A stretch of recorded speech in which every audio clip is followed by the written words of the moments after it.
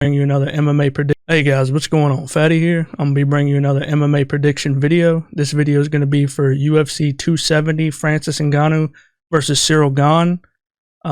Just gonna be my overall predictions for basically just the main card. I'm not really gonna go over the prelims in this one. So yeah, let's just go ahead and get into it.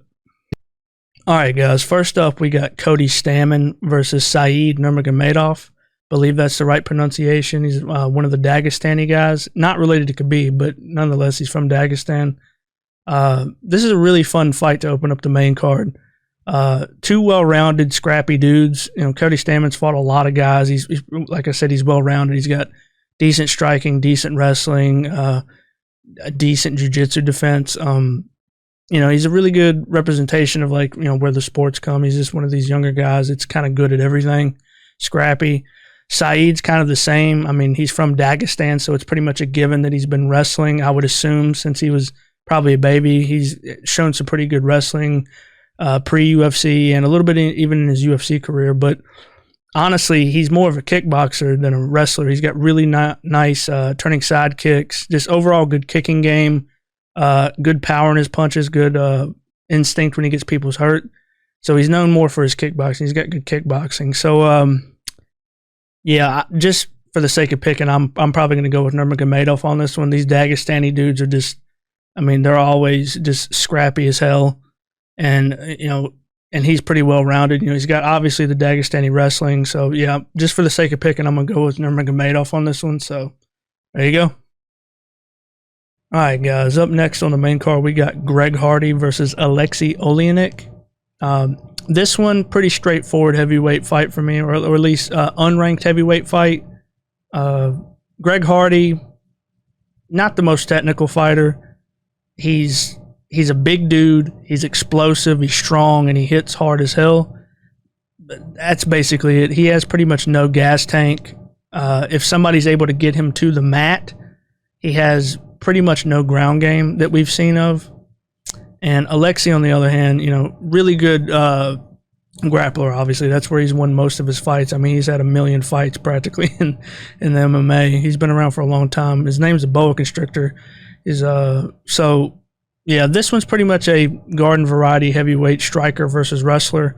I would say if Alexei can get to the clinch, get Greg up to the fence in the clinch, like maybe get a body lock and get him down to the ground. I think if he can get Greg down to the ground, which will be hard because he's got really strong hips and he's been working in MMA a while at ATT, so he's had a little bit better takedown defense. But like I said, this basically will go down to if Alexei can get him down to the ground or not. If Alexei can't get him down, I think Greg will probably knock him out.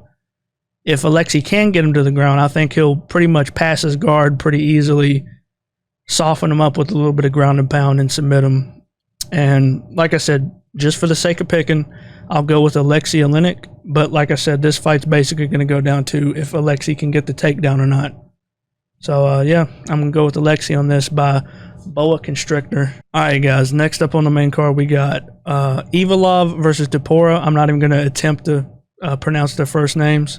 I think it's Ila Topuria, but the first name of the other guy, I'm not even going to attempt. So I'm just going to say Ivalev and Topuria, just their last names.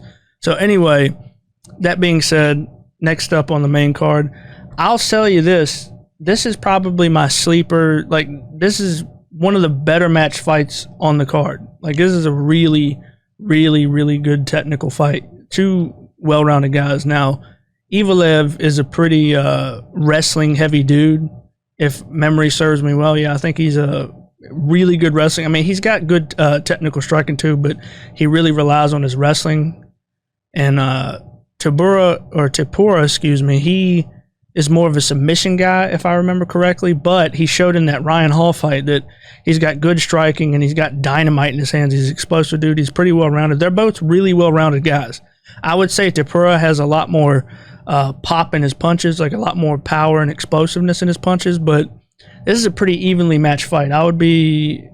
It's a pretty interesting fight. If both of these guys bring it, I think it might be a sleeper fight of the night on that card. But yeah, this is an evenly matched fight, and it's one of my most anticipated on the fight card. But, you know, yet again, for the sake of picking, I'll switch it up. I'll do Topuria just because I think they're pretty evenly matched. But I think that Topuria has the explosiveness and the knockout power in his hands to really like get the better of some of the striking exchanges. I feel like it's going to be mostly a kickboxing match with some grappling exchanges here and there. And I think Topuria just has a little bit more pop in his punches than Evelev does. So there you go. All right, guys. Next up, we got Brandon Moreno versus Davison Figueiredo for the trilogy title fight. The first fight, if you didn't see it, was a crazy draw. Like just a drawn-out war for 5 rounds. Ended up being a draw. It was a pretty close fight, if I remember correctly. Second fight, Brandon Moreno came out, made a lot of really good adjustments, came out like a bat out of hell. He was out striking Davison Figueiredo. He tired him out. He was beating him in the striking. He was out grappling him. And then he eventually got him down and choked him out. I think in like either the second or third round. I think it was the third round. But yeah, this fight, I'm leaning more towards Moreno again because I feel like he made the way better adjustments. And Figueiredo can make a lot more adjustments too. But I think the thing of how competitive this fight's going to be is if how good Figueiredo's gas tank holds up. If he can make his gas tank hold up for all 5 rounds and he comes in healthy, I think this will be another barn burner close decision that could go either way. But that being said, I'm just going to pick Brandon Moreno because I think he'll probably make the better adjustments. I think he has a lot more diverse of a ground game than Figueiredo, at least when he's on top. But like I said, if Figueiredo comes in healthy, it could be a really competitive fight. But like I said, for the sake of picking, I'm just going to go with Moreno.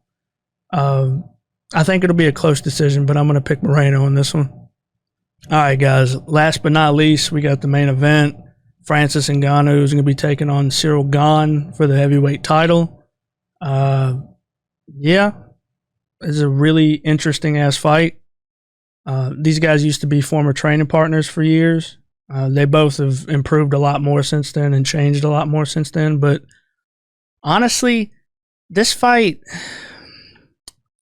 I'm leaning towards Gane because, in all honesty, I think Gane on paper and obviously, well, just on paper, he is the much more technical, well-rounded. Like I think he, from a technical perspective, he is the vastly superior fighter. I feel like he's got better grappling. He's got better grappling. He's definitely got way more technical striking. Yeah, so from a technical standpoint, I think Cyril has all of the things in his favor. But when you talk about Francis Ngannou, he has that insane, just touch of death, like one-hit power in both of his hands, where, you get hit with 1 or 2 shots and that's it. No matter how technical you are, the margin for error is so small.